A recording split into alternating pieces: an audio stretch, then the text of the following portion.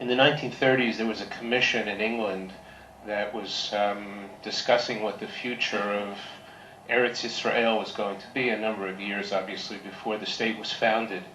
And there was, I believe it was Chaim Weizmann, who was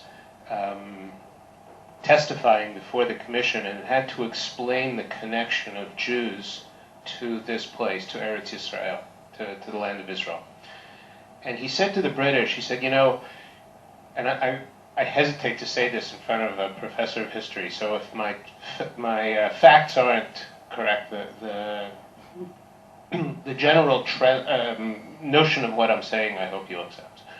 He said, you know, many years ago, there was a ship that came to America with people who were fleeing religious persecution in England. The Pilgrims, the ship was the Mayflower.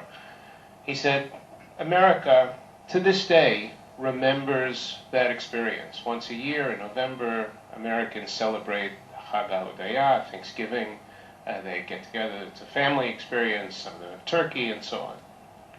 The Jews remember their leaving one place and their movement towards Eretz Israel, towards the land of Israel.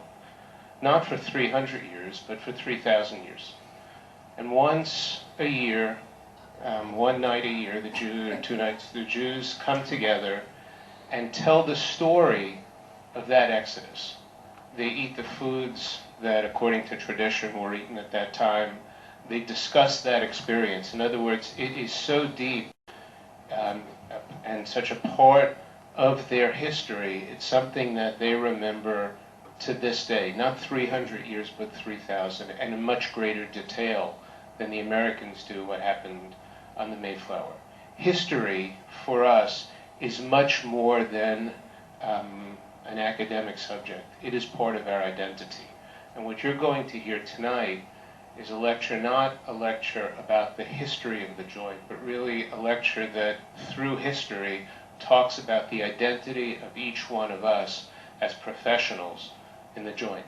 You know, of all the creatures on the earth, none of the creatures on the earth, with the exception of human beings, can identify their grandparents.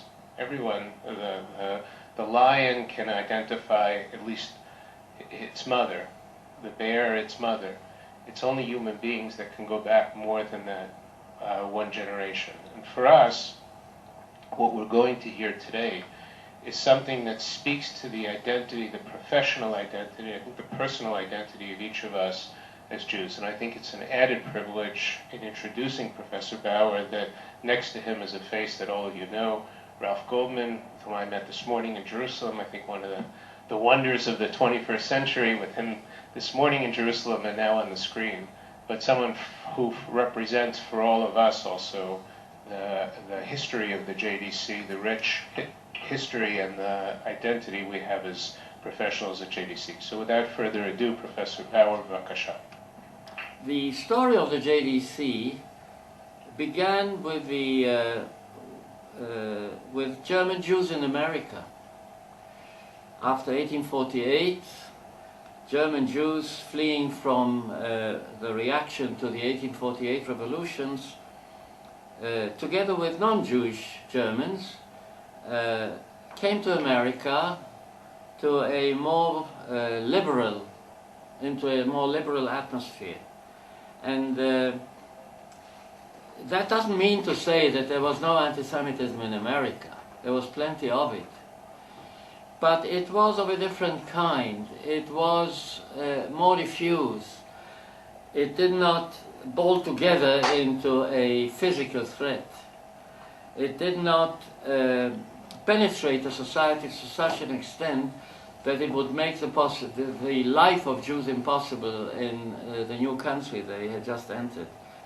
And so these liberal German Jews developed a kind of a subculture of their own. And their attitude to other Jews was based on, I think, 2 principles. One was that they had inherited from their parents and grandparents the attitude that there is an obligation to tzedakah, to contributing to the welfare and well-being of poorer people, to deal with children, abandoned children, with old people who could not support themselves. And the second principle was that they copied what non-Jewish Americans were doing. Catholics and Protestants in their different denominations established social welfare organizations, and the Jews could not lag behind.